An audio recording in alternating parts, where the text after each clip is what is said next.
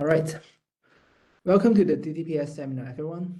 Before we introduce our invited speaker, let's go over some rules as usual.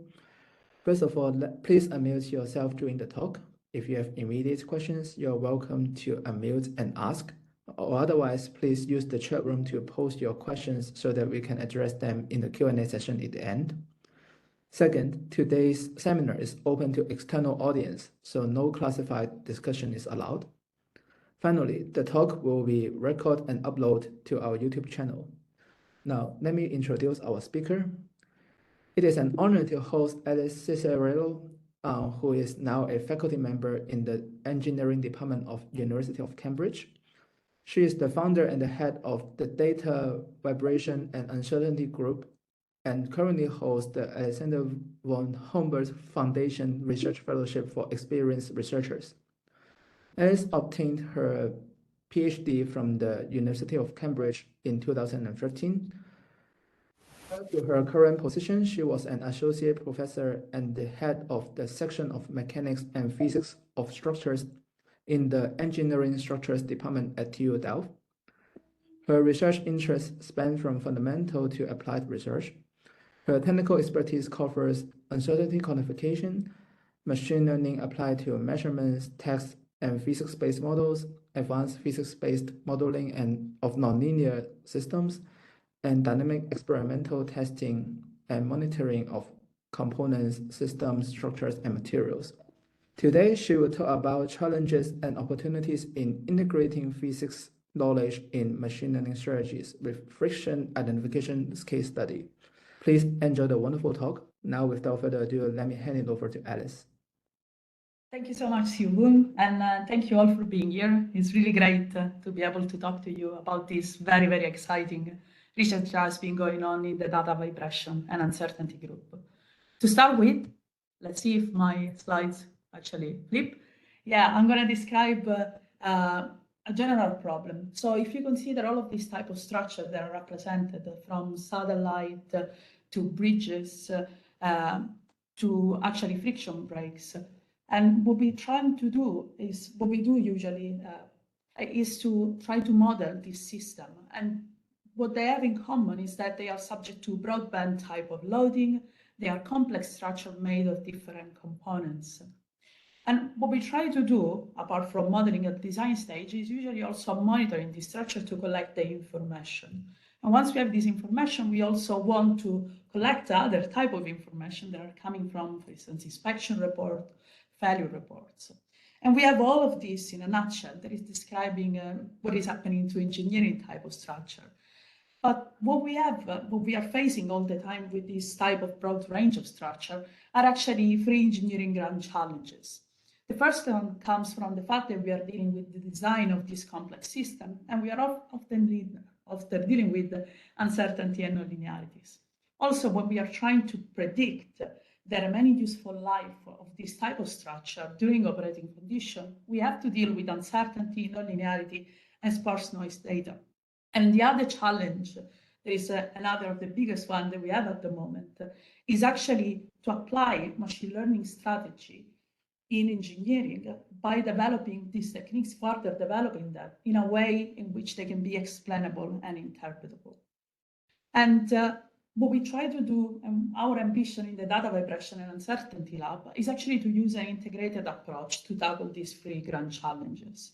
And the way in which we do so is to going from laboratory experiments and physics-based model to information extraction techniques development, to integrating data measurements and model, and also developing uncertainty quantification. And we try to do all of this with the goal of guiding decision-making at the design stage, and also guiding decision-making in operating condition with the aim of reducing or basically unexpected failure and performance issues. So what we do within the group is actually develop techniques that enable us to perform this innovative design exploration under uncertainties and nonlinearity, to assess the remaining useful life of the structure, and extract this information from different type of data that can come, as I was saying to you before, from inspection record, measurements, historical data, images, and models. Okay, this was to give you a general idea of the challenges that we are tackling. During this talk, I will talk about, there will be 4 main parts. The first part is about physics enhancing machine learning, why we do this and how can we do that. Then I'm going to focus on a specific problem that we have in engineering. That is actually the identification of friction. I will tell you about the challenges, and afterwards I will tell you about the strategy that we are implementing to solve this challenge. And at the end, I will talk about challenges and opportunities in physics-informed machine learning and what are the steps going forward. And I hope that many researchers will join me in tackling these challenges. So probably the first place to start is to say, okay, what are the applications of data-driven techniques? And especially if we focus on applied solid mechanics. Well, there are 3 main branches in which we can apply data-driven techniques. One is extracting information, the other one is reducing computational cost, but of course we can use it also to improve modeling and forecasting. And you can see here some examples of how we can extract information, how we can improve the model, but also how we can reduce the computational cost.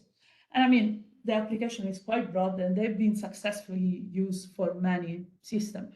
But what's the catch? Why we need physics? So one of the things to remember is that data is not enough, because data must be transformed in information. And actually, we are making some inherent assumption when we talk about the data that we are handling. And we are assuming that machine learning at the end, I'm gonna just do this, so sorry.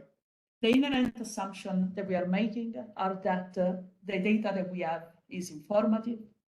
That means, can we actually distinguish what are the sources that are generating that type of data? What is the data that we need? What do we monitor? When and where we monitor? We say that it's accurate, which means that we are assuming that the measurements that we are having are actually close to the true value that we're going to have. So there is no noise or very low. But also we are assuming that the data is reliable. What it means is that if you repeat the measurements, we should, in the same condition, exactly the same, we should get exactly the same behavior, even after a long period. Most of the time, this is not the case. And indeed, machine learning models are always as good as the data. And the data, first of all, most of the time doesn't satisfy this inherent assumption that we make. But also, we are not able to observe all the conditions that we would like to observe in the data. And data can also come from completely different sources that have different frequency and spatial resolution. And as a result of that, what is happening is that we have to deal with the complexity of data and with possibly noisy and missing data as well. Now, even if we had the perfect data set and we are dealing with this type of problem, there is actually a need, and there is a big need to deal with physics and to introduce physics in machine learning strategies. And the reason probably can be explained effectively by using this sort of 2-dimensional graph. On the x-axis, you see that is displayed the physics knowledge, while on the y-axis, we have the data availability. And again, data that is informative, not just data for the sake of data. And what we can do is that we can distinguish 9 areas with low, medium, and high physics knowledge and correspondingly with informative data availability. Now, if we have lots of data and we have very, very little knowledge, machine learning seems to be the way to go. But most of the time, for engineering systems, we actually have physics knowledge. And if we have physics knowledge, but we have very little data, then definitely physics modeling is the only thing that we can do. Most of the time, actually, we are in between these two sort of extremes. We are having some physics knowledge and we have access to data. Now, the main challenge that we have in engineering is that the volume of the useful experimental data is actually usually limited. We cannot collect much information. It's difficult to place sensors, it's costly, it's expensive, and it's difficult to understand what to measure and when to measure unless you know exactly what you're looking for. And in complex structure or large dimension, this becomes a very big challenge. Moreover, what's the big challenge? The big challenge is that we will need anyway physics knowledge in order to be able to generalize our results. in a regime that is actually above the small medium data. And because we want to also enforce physics with large data, because there's always the risk that we are not then be able to account for physics. What do I mean by that? The meaning of what I'm trying to say is that machine learning is great, but we should take it a cautious look at it when we use it as a data-driven technique. Because if we apply it as it is, without accounting for any physics constraints or any physics knowledge, we might see some poor generalization performance and extrapolation and observational biases. And we might also get physically inconsistent or implausible prediction. The reason why this occurs, it could be that, as I was telling you, the data is very important and the information that it carries. So we can have, for instance, corrective measurements, but also when we do data-driven technique, what we observe are actually correlation and associational evidence.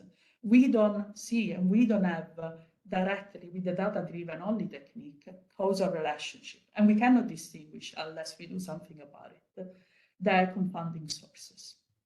As a result of that, using data-driven techniques can lead to very accurate, very wrong prediction. So that's the reason why we always have to watch out for only data-driven and why it is important to also include physics, if we know, of course, the physics. And in applied mechanics, in an application related to applied mechanics is actually key to incorporate the physics knowledge.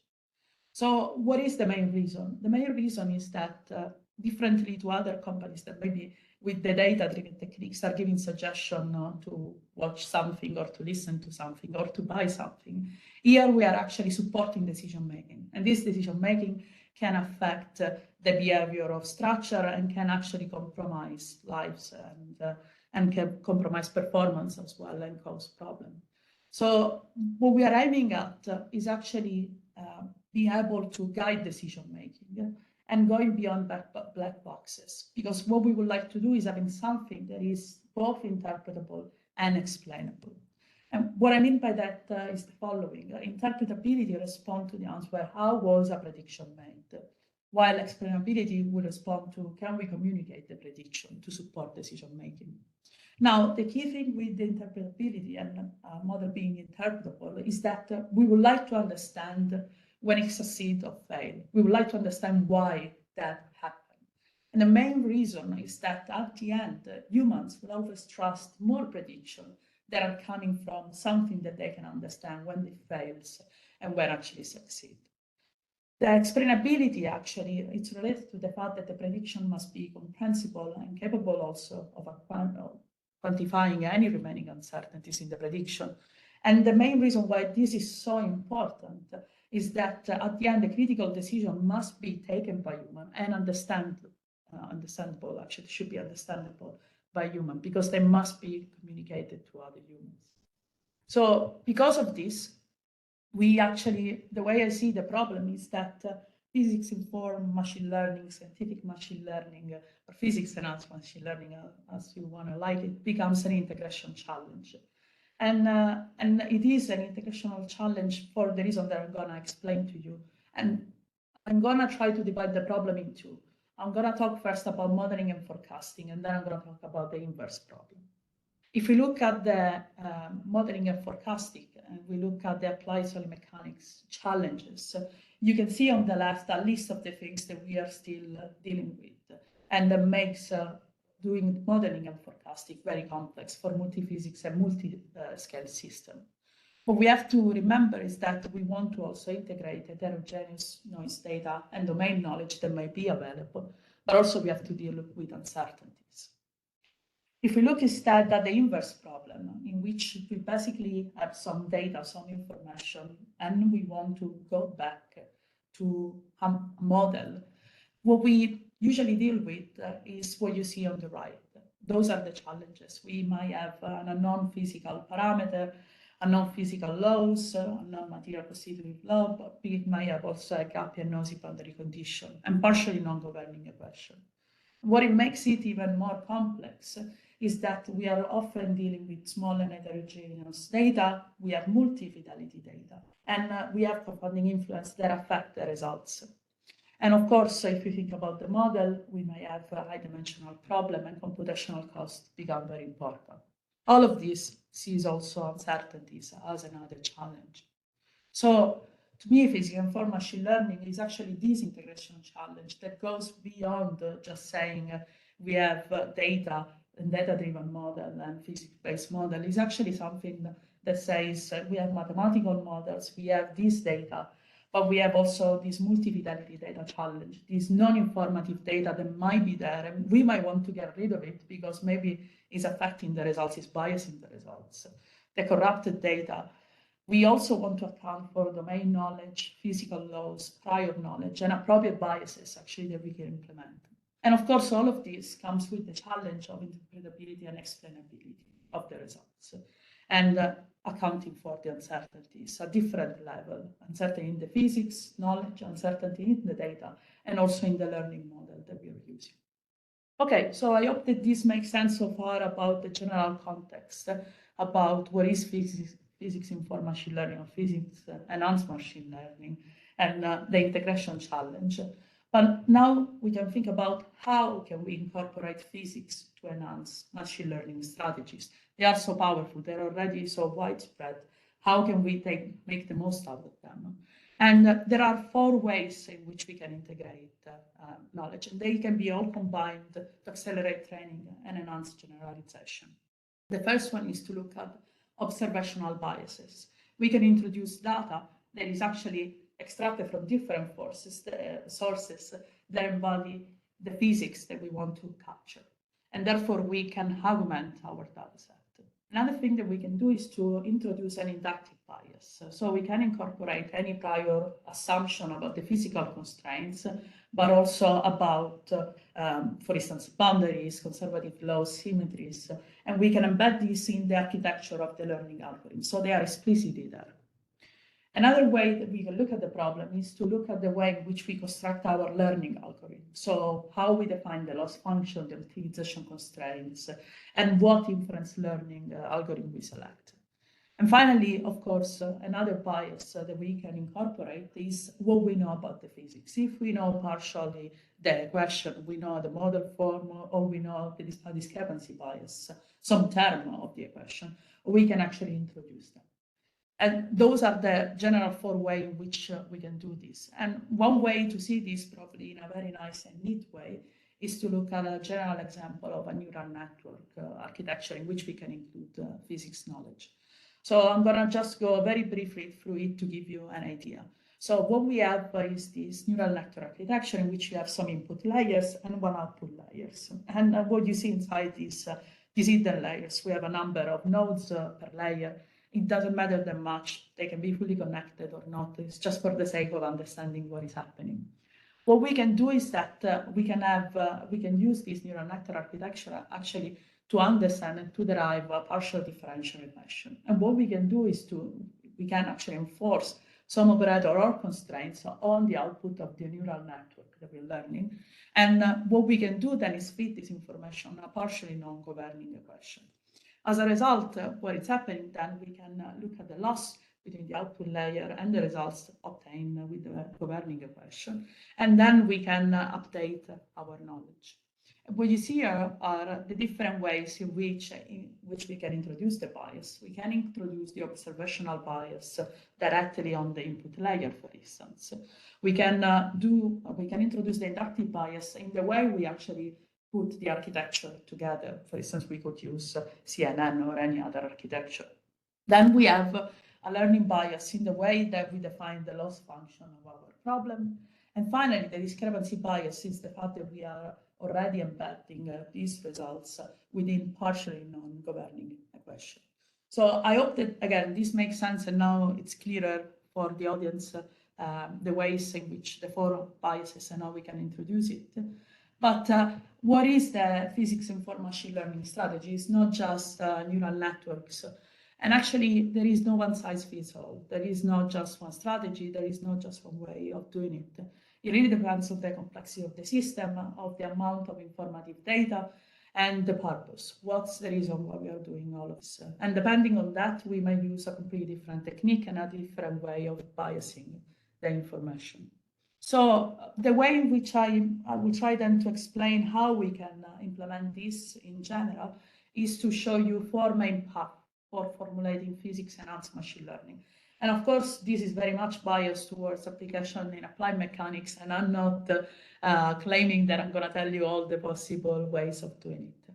But one main way for doing it is our goal, let's say, there is to learn a non-physics terms or a learning the question.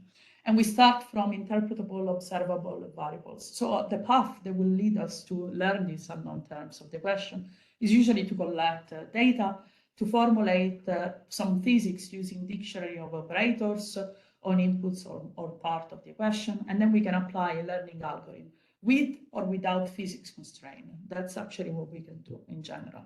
And one of these examples is, of course, bins, but also sparse system identification strategy can actually fall into this category, because we can possibly also include some explicit constraint there. Another way of seeing the problem of formulating a physics-enhanced machine learning strategy is to look at learning useful informative rules on a reduced order model. And the path that it leads to us is to start again from data observation, and maybe we want to apply some manifold learning autoencoders, and we want to determine this reduced latent space that then will give us these informative rules or this reduced order model. And one very simple way to explain this is to think about having an input layer and then going into a later space called code. Again, we can have a neural network architecture, and then basically we want to go back to an output layer. So we have an encoder phase, and then we have a decoder phase. You can see the slides I put like reference to say see some papers from these groups, because many groups have been working on this, and it would be too long to put all the relevant references. Another path to formulating physics-enhanced machine learning is actually quantifying the uncertainties in the parameters terms of a non-physics-based model. And there we can start from a non-physics-based model with uncertain input parameters. And what we can do is collect noisy data and then apply some learning algorithm with or without the physics constraints. And a very simple example is probabilistic machine learning strategy with a non-physics model, in which we have a non-physics and noisy, for instance, dynamic response measurements that are combined together to define the likelihood, that is the discrepancy between what we observe and the model prediction, and combine it with the prior distribution that represent our prior knowledge. The whole reason to do that is that by knowing the prior and the likelihood, we can then calculate what is called the posterior distribution, therefore updating our knowledge. Then finally, we have the 4 paths, and again, they are not all exclusive. The 4 path to physics-enhanced machine learning is to quantify uncertainties in the parameters term of a partially non-physics-based model. And there we start from this partially non-physics-based model. There is an uncertain with an uncertain functional form. It means that we don't know actually which is the functional form of the term that we would like to obtain. And again, we can collect noisy data, and we can apply some learning algorithm with physics constraints. For example, the Gaussian process later force model or the physics-enhanced sparse identification actually do that by introducing a discrepancy bias and then learning something about the system.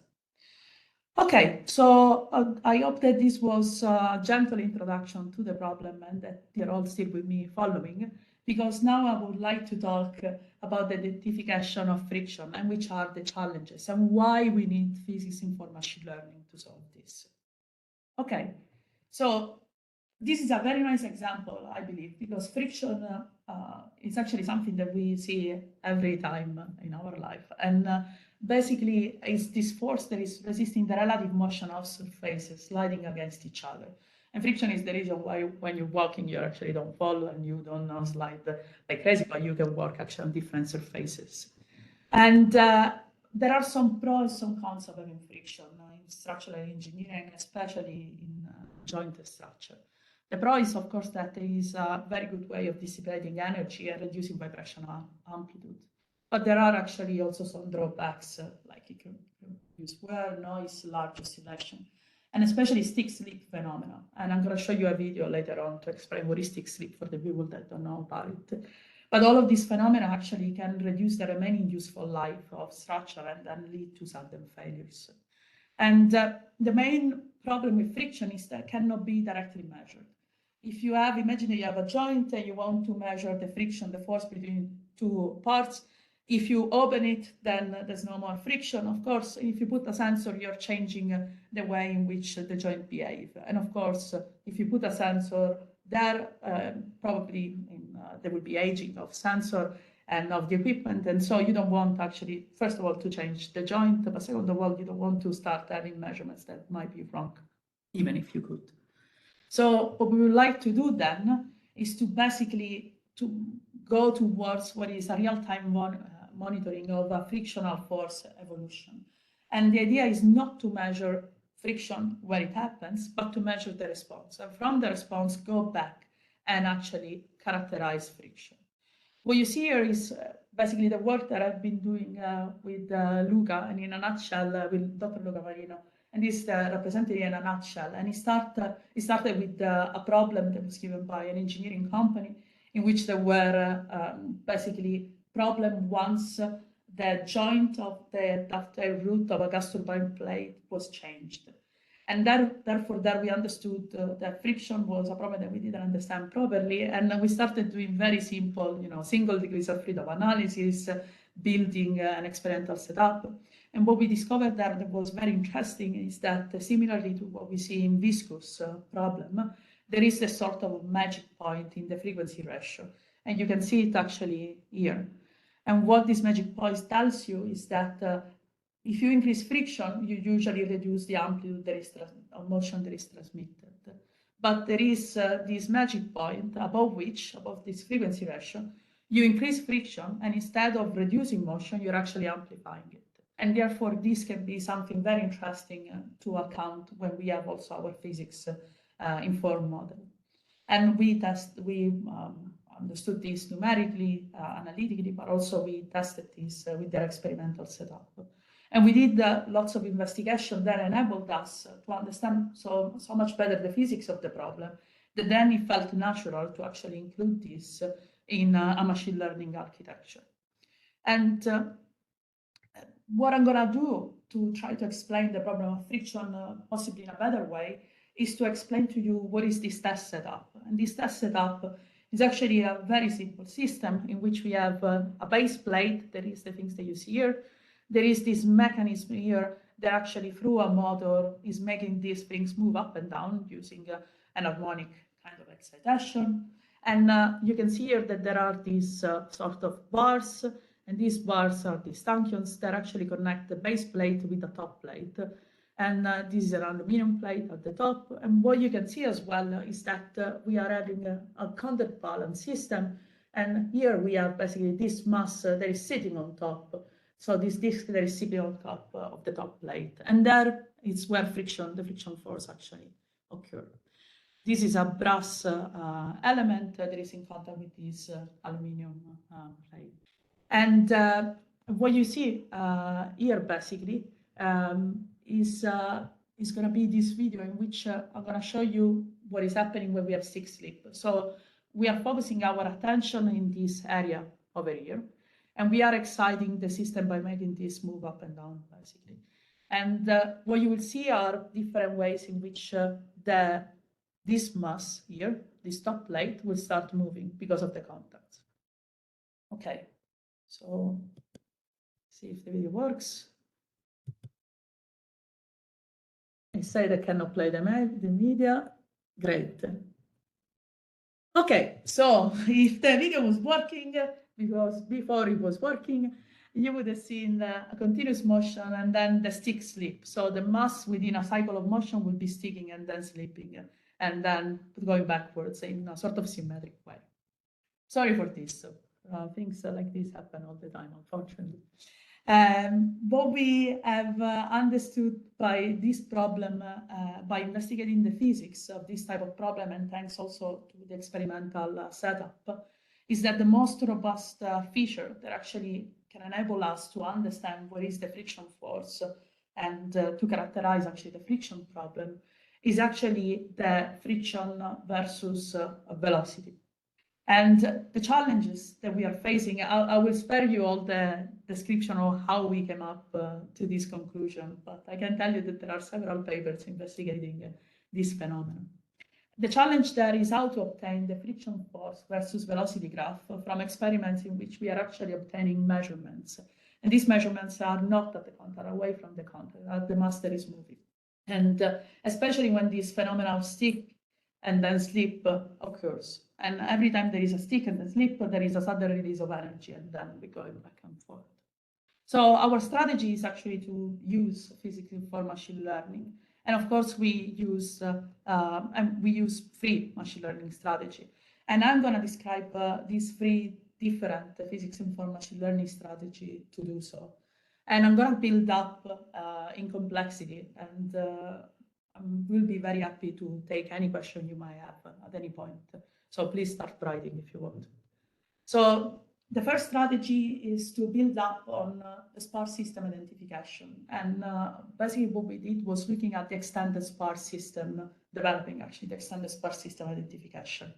What we did that was actually introducing two biases, one observational bias and one inductive bias.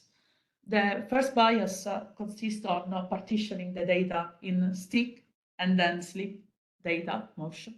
And the inductive bias instead is looking at the dictionary of function and explaining stick slip and temporal constraint. So you see on the right some results, but I'm going to explain to you which are the steps. And what I would like to stress is that this work was led by Saurabh Mahajan, and you can find more information about this approach in the paper listed there. So how does it work? So there is Cindy, and I'm going to explain you in a second what it is. And Cindy has been developed by Brownton and collaborators. So you can see there the main paper. So basically, you take some measurements and you select some candidate features, and you obtain some sparse governing equation. But let me unwrap to you for you what does this mean. Say that you have a set of governing equation that is represented in this form, in general form, and you actually don't know which is this relationship, and that's what we want to obtain. What we can do is to make an approximation. So we have a set of candidate function theta, and they are multiplied by I coefficient. And what we can then say is that, okay, this looks very much like, even what we do with finite element methods, we have the base function and we multiply that basically to obtain at the end this approximation. And what we do there is to say, okay, we have an inductive bias because we have a library of candidate function that the user can give as input. And then we have this sparse coefficient, and those are the coefficients that we want to find. So basically, it's like saying the approximation is going to be made of all of these possible functions, each of them multiplied by this sparse coefficient. And depending on the value of the sparse coefficient, some of these terms will be dropped. Some other terms will remain. So that's actually what is happening with sparse system identification. And the way in which this is done is to solve actually this type of problem in which we are minimizing what we are measuring with respect to what we are predicting. And we have this threshold, the sequential threshold least squared approach, in which alpha is actually a parameter that is given by the user, and that determines how much we're going to retain, and which is the lowest value that we're going to retain. And Cindy is great. It has been applied to many fantastic type of problem, but it might be sensitive to high noise level, and there is an automatic differentiation inside of it that will make the problem becoming unstable. And what we have observed, especially for friction in which you have discontinuous behavior, is that we basically have poor performance that will lead to no smooth response. This is due to the fact that when we have this friction force, we have this discontinuity basically in the behavior that leads to this stick motion, this sticking and then sudden motion. And what we then developed is this extended Cindy. And the way in which it works is pretty straightforward. Based on the fact that we have either mass motion and mass sticking, so either we have something that is stuck there or mass moving, and this happens in time, basically, and can happen, and we can have multiple stops. What we are gonna do is to segregate the data based on the velocity condition into mass motion and mass sticking. That's the first step. Then what we can do is to apply Cindy directly to the mass motion data. The reason why we want to do that is to get the correct equation of motion. However, we will get the wrong coefficient. The reason for this is that it's not still capable to, it doesn't have already all the information, all the data.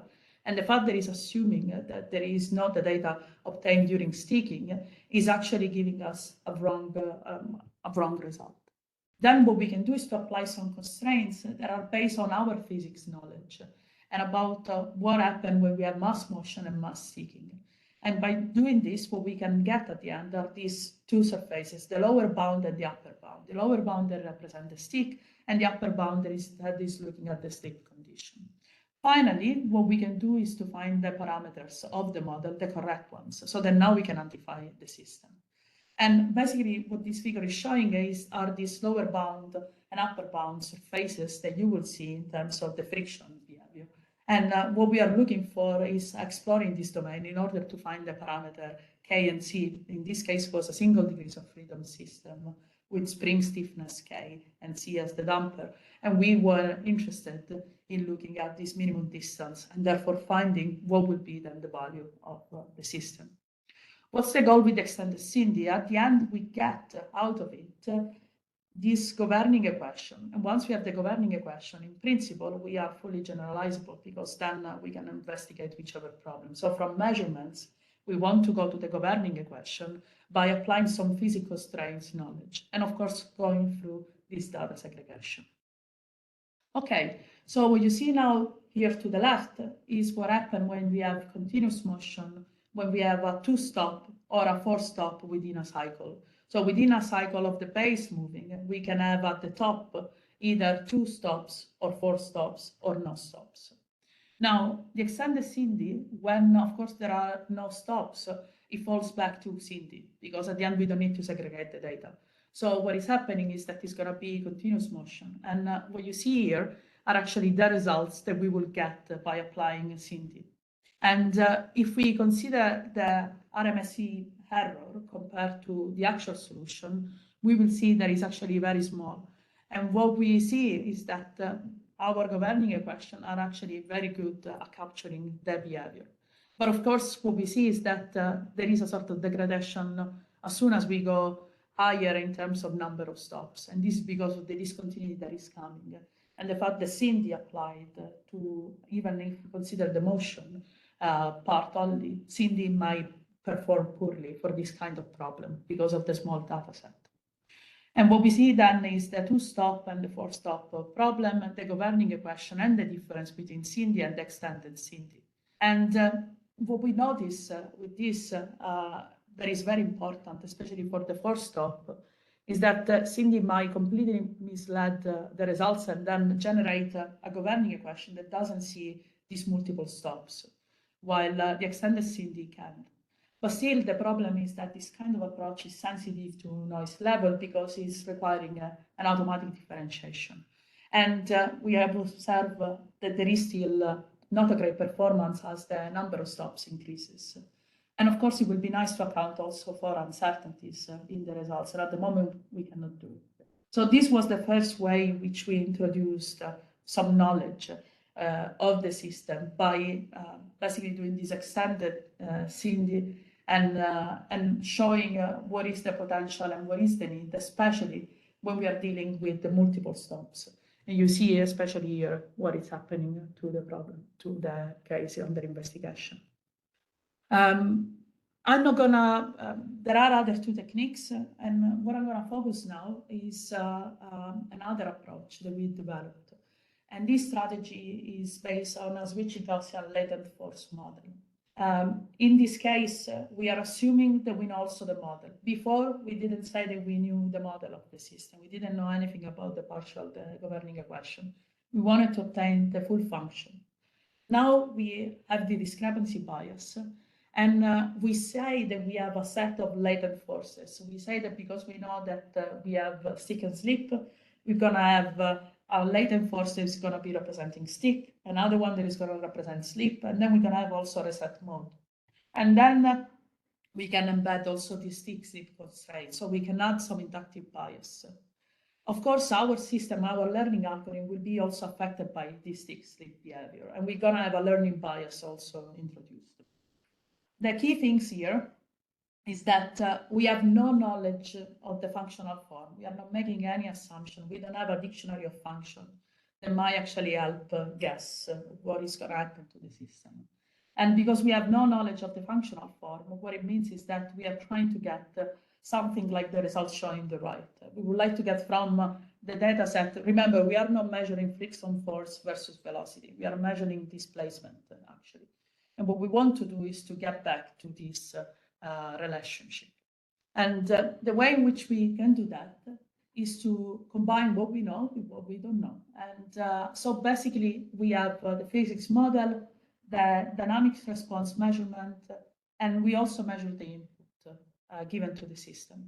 What we apply then is a Gaussian process latent force model. And the way in which it works is similarly to this, and bear with me with some very simple equation. We have a 2 degrees of freedom system characterized by a mass m, by a dashpot c, and by a stiffness k. And we have this force, there is actually the unknown term, this f, and this is actually our frictional force that we would like to characterize. For it, we don't know any form, we know nothing. And we know the input measurement, ut, that is given to the system. What we do is to consider a Gaussian process model with a stationary kernel. And this is a zero-mean Gaussian process. If we apply just as it is, the Gaussian process later, what we see is that we can predict displacement is what we measure. And so our model then is still getting very well the displacement. But if we look at the nonlinear force versus time evolution, or the nonlinear force versus velocity evolution, you can see some striking features. We have uncertainties now. We can look at the bounds of the uncertainties, but we have all the time smoothed the response. And this is because it's the Gaussian process that is dealing actually with smooth function type.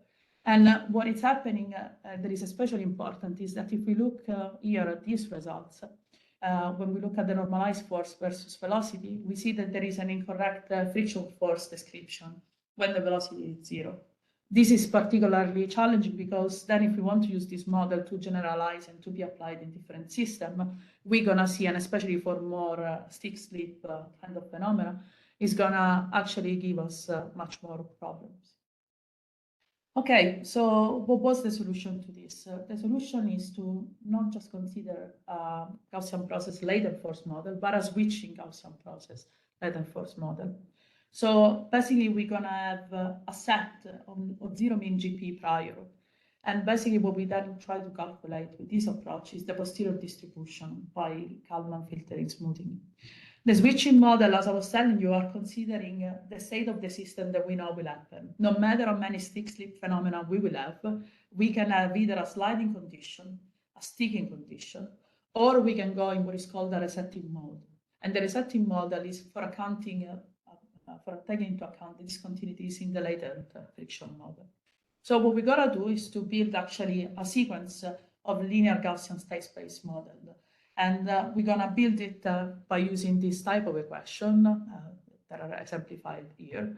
And basically, in a nutshell, what is happening is that we start with these noise measurements, with this driving force and the system parameters.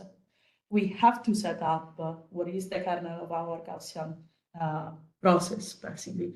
The number of the linear Gaussian state model that we're going to use, the number of Gaussian that we're going to consider in our assumed density filtering and in our expectation correction. And what you see then, this is the sort of architecture that is happening within the switching GPLFM. This is much more complex than looking, of course, into a sparse system identification kind of approach, because we have to calculate the GP hyperparameters by using some sampling technique. And we try to do that using what is called the variational-based Monte Carlo to reduce computational cost. But we have also to apply some filtering and smoothing. At the end of these results, we actually get the nonlinear force and the motion regime transition and discontinuity. This approach is very powerful, and this is actually shown in these results, in which you can see what is happening in terms of the displacement, velocity, acceleration, force, but also model.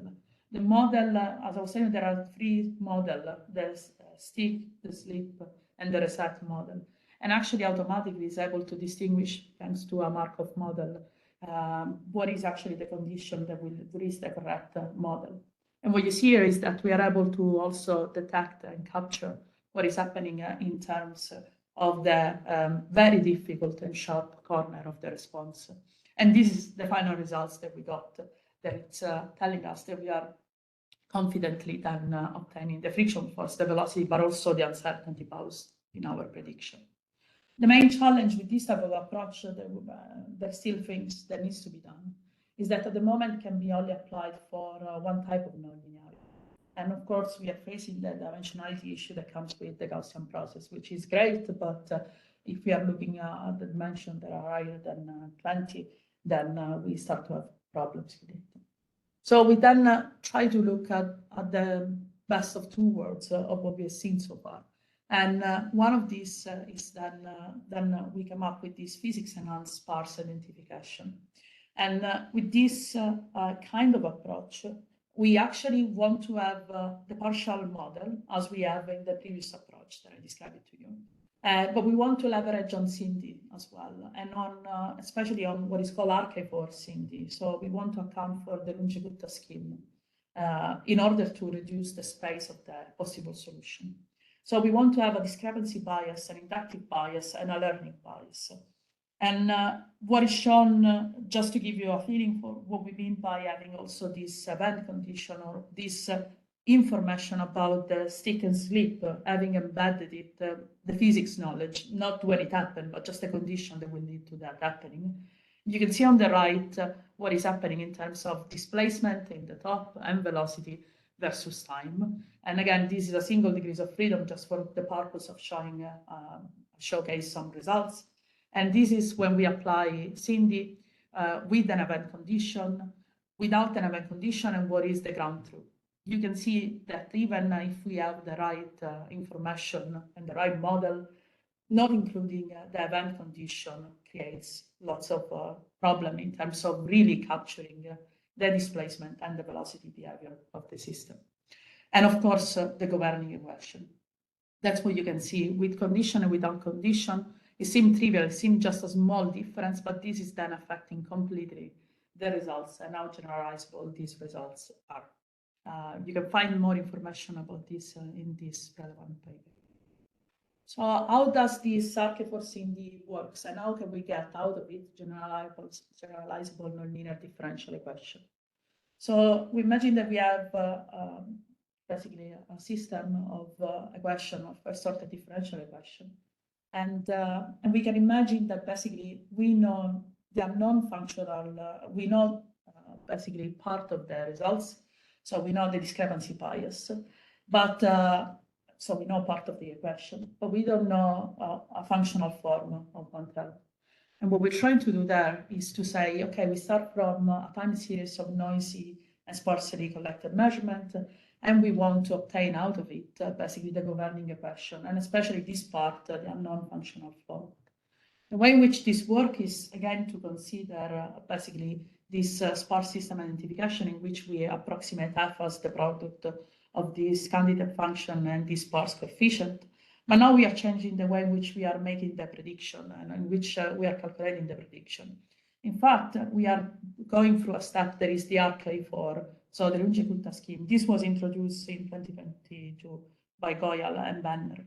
And what we've done there is actually introducing within the RK4 and changing the learning algorithm. We added some constraint and we added part of the knowledge of the function that we have. What it means is that we are having basically a learning bias directly embedded in the system. We have an inductive bias in terms of the candidate function. And what we want to obtain again are these sparse coefficients. The key warning here every time when we work with this kind of sparse system identification is that measurements can always be fitted with just polynomials. So we have to be careful about the inductive bias that we give in terms of the library of candidate function. And of course, the equations are generalizable only if the candidate function are the correct candidate function are used. But the advantage of this type of approach is that the RK4 and all the constraints, the physical constraints, are actually limiting the space of possible solution and therefore are helping the identification of a sparse solution that is the correct one. So one thing that is very important to stress is the importance of including the correct physics in the problem description. And again, I'm going to use a very simple single degrees of freedom system, which we have this governing equation. And as a measurement available, we have the top plate displacement and the base plate displacement. And we have a discrepancy bias because we know part of the model, and we want to focus on the friction term that we don't know. Now, we have a list of library counting function that can include polynomials, signum function, cosine at different frequency. And we are actually deciding on purpose to include only first order polynomials. I will be clear in a second why this. And we're going to consider three cases. When the measurements of the base excitation are provided, when we don't have base of the excitation, and basically we don't know what it is and we have to learn all of it. And when we assume actually that we have a perfect harmonic base excitation, there is actually a wrong physics because the system is not able to actually give a perfect harmonic base excitation. What we see here are the results. Let me walk you through this. So again, the black line is with measurement of base excitation. The green line is no base excitation and it's data driven, and we see no convergence. And this is also because we are using first order polynomial. And you can see in terms of the results, they're actually not able to really produce some credible results. But also, if we assume that we have a perfect harmonic results, so we have the wrong physics, we actually get the correct displacement and velocity. But then when we look at the question C and we compare it to the ground truth, you can see that it's very, very different.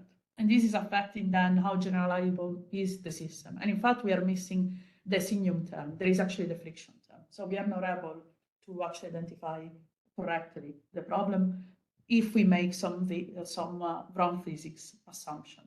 This is something very important to underline.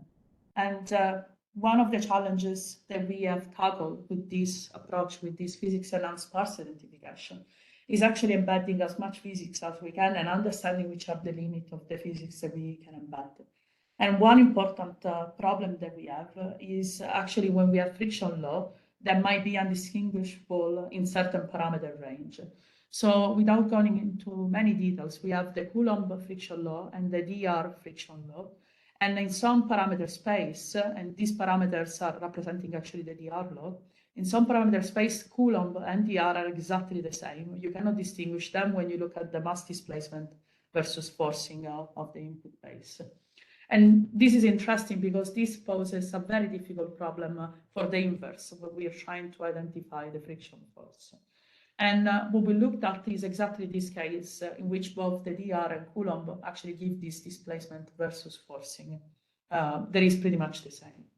So what we did was considering this set of candidate function, because we assume that we know what is basically the friction behind we assume that we know that there is a friction problem. We don't know what it is. And then what we're trying to do basically is to apply Phi-Sindi with all the constraints that I described to you, with all the biases, to identify the correct governing equation.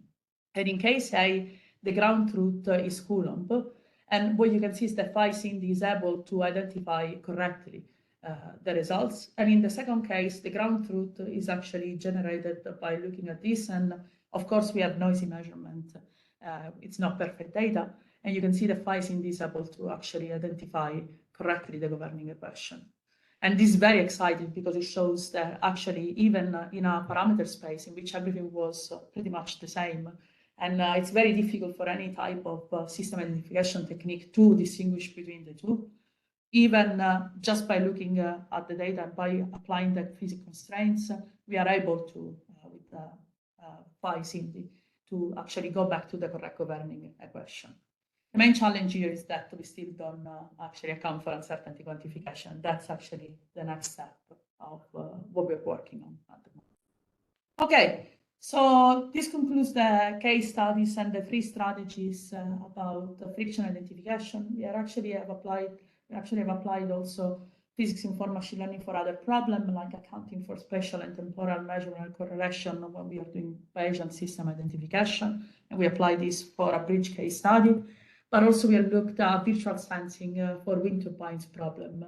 And we are looking at a way in which we are actually able to calculate what is happening below the mud line when we are measuring only at the top tower. So please have a look at the paper if you want to know more about this. And this concludes, almost concludes my talk, because now I would like to talk about the challenges and opportunities of IML. Of course, I show you some techniques and some approaches and what we have done to address those challenges, but there are still many more that are important to take into account. One is the data biases. And I mentioned this at the very beginning, and I would like to stress again that if you have data that is not accurate, you will get accurate but wrong prediction. And this is again because we don't have causal relationship, and it's difficult to distinguish confounding influence when we are looking just at data and we don't account for physics.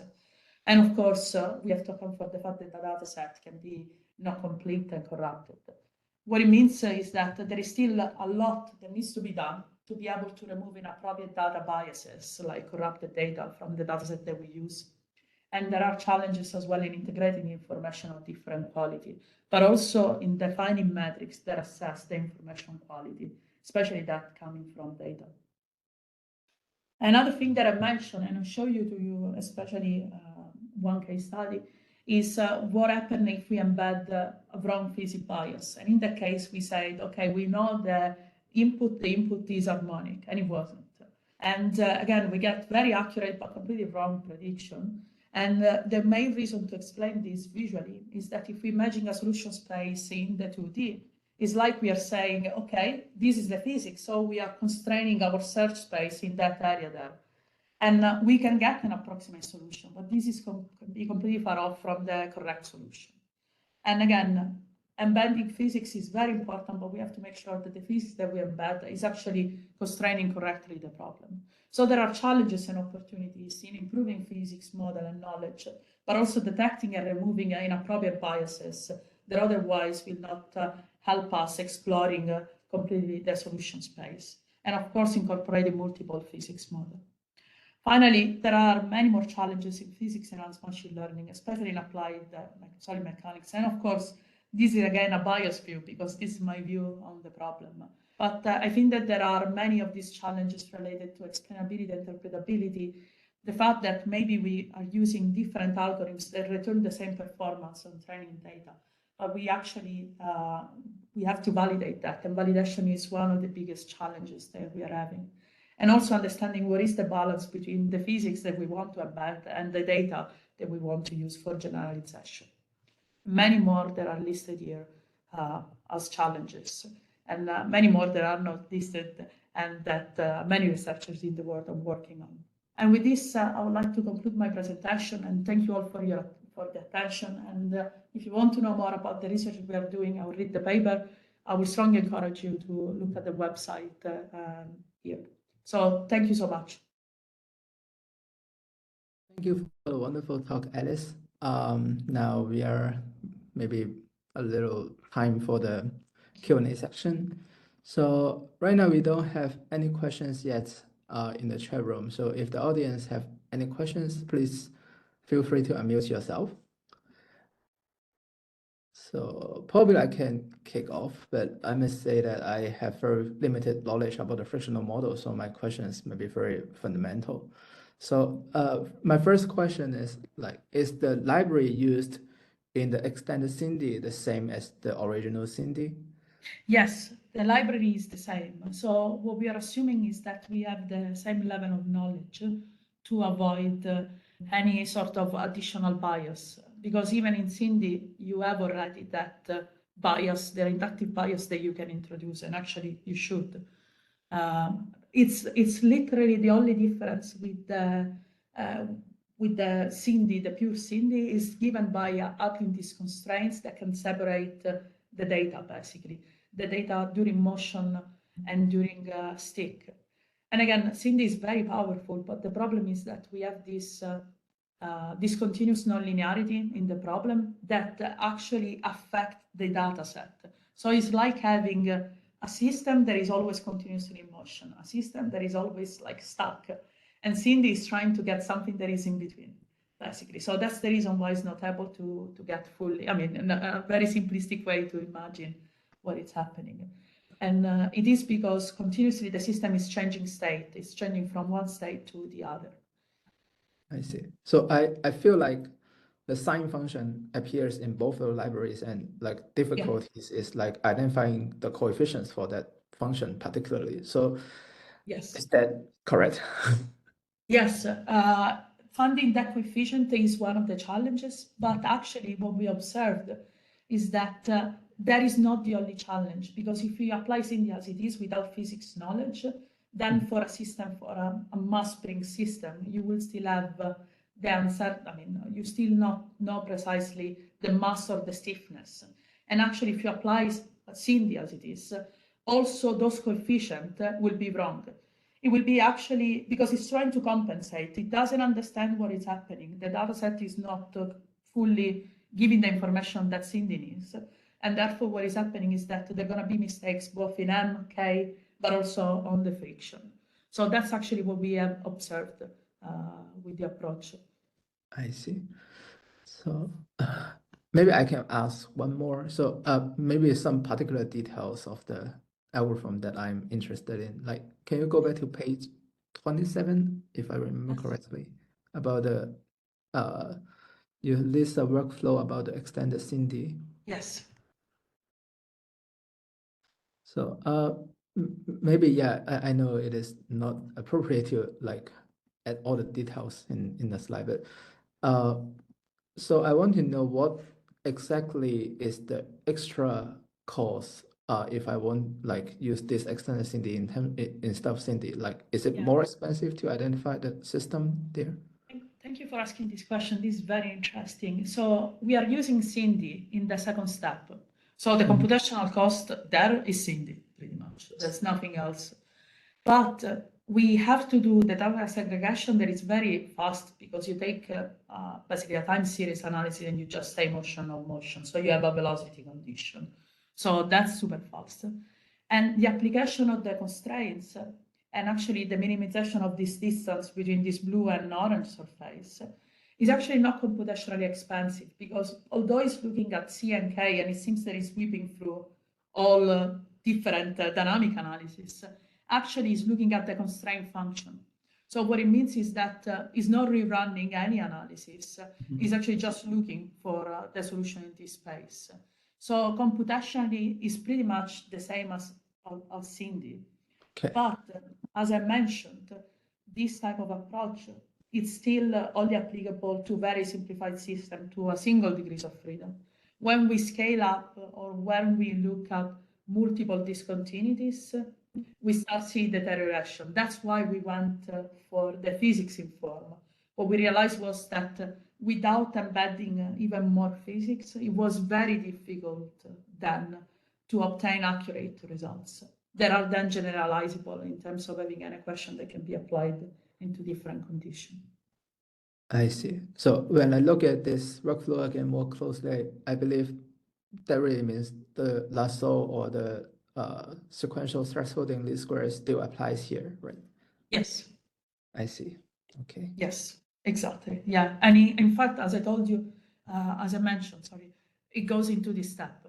So it's when you apply Cindy that actually you have to basically do that. And then here it's just a correction for the coefficient.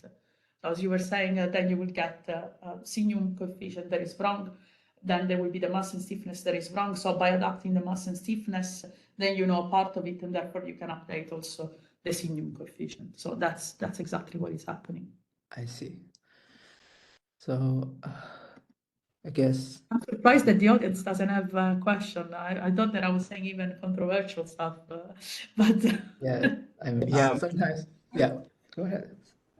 So just sorry, go ahead. Please, no, go ahead, Constantinos. Please go ahead. Just a quick one regarding the case where essentially you have a library of functions that are unknown. But it could be that essentially you have an unknown operator It just Yeah. doesn't have to be functions. It can be differential Exactly. operators in there, and Yes. the variety of what you can have is mind-boggling. I mean, you can have Yes. fourth order, nonlinear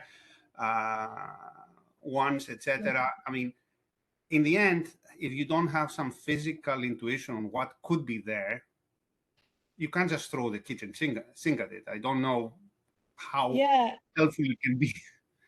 I mean, and you know what? I think that the way in which I see it is that if you don't know the physics, then basically Cindy will give you a sort of set of polynomial. It will give you a regressor. It will give you something, right?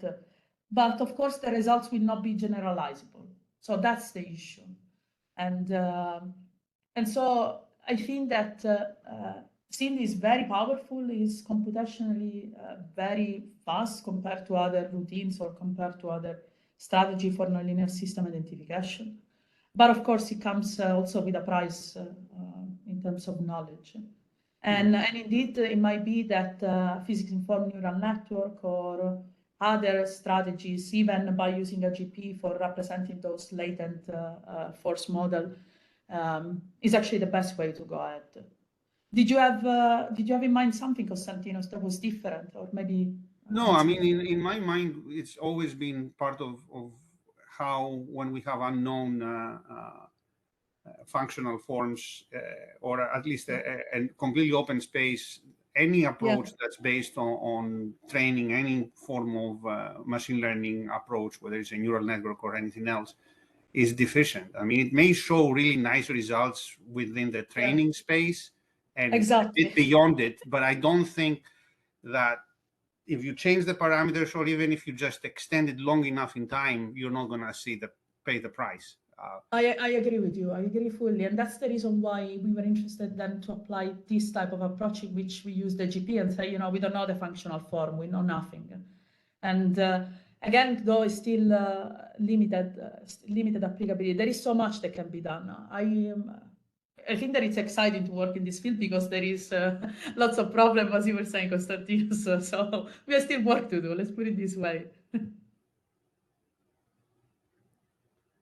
I essentially missed most of your answer for some reason because my WebEx croaked. But I guess I'll hear the recording. There's no need for you to repeat. Thank you. Okay, thank you so much, Konstantinos. Yeah, Filippo, do you want? Yeah, please go ahead for your question. Thank you, Alice, for the amazing presentation. And yeah, I would like to state that I'm not definitely an expert on physical informed machine learning, so my question can be quite basic. When you were talking about the general structure of a neural network in which you embed the physical model, I saw that there was a discrepancy bias, which was like the end part, which is the part in which you embedded the physical model itself.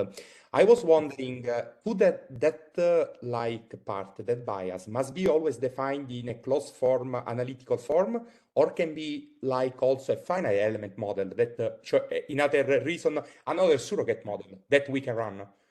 It can be whatever surrogate model you want to use. And again, the point is about what you're trying to achieve. If you want to get at the end of it the partial differential equation, maybe, and you want to have something that is generalizable, that can be applied in different settings for different input condition, for different initial condition, then it's better to have actually information about the physics rather than a reduced order model that might then not map correctly. But in principle, you can use anything there, indeed. Okay, so if I'm looking more at a specific case, I can even use a finite element model, for example, of the structure that I'm analyzing to draw some like to enhance the neural network itself. Yes, the thing that will happen though is how you write this architecture, considering that you have this partial knowledge of the finite element. So what is then your input and your output layer, basically, and what are the operators doing to the rest? So that's the only thing that you should watch out there. Okay. If I may just sort of comment on this, the advantage of putting the governing equations as we know them in the loss function is that within the usual, at least, neural network frameworks, you get differentiation as something that comes in easily. and you can just put the differential form of the equations in the loss function and calculate it as is quite nicely. That was one of the nice things about pins when they first appeared. So there's a certain advantage to not having to put in another finite element model in there when you have equations that you can differentiate. So I think that Filippo really wants to apply it with the finite element. That's why I was giving the sort of political response that if you want, you can, but then you have to change everything else. Okay, that's perfect. Okay, thank you.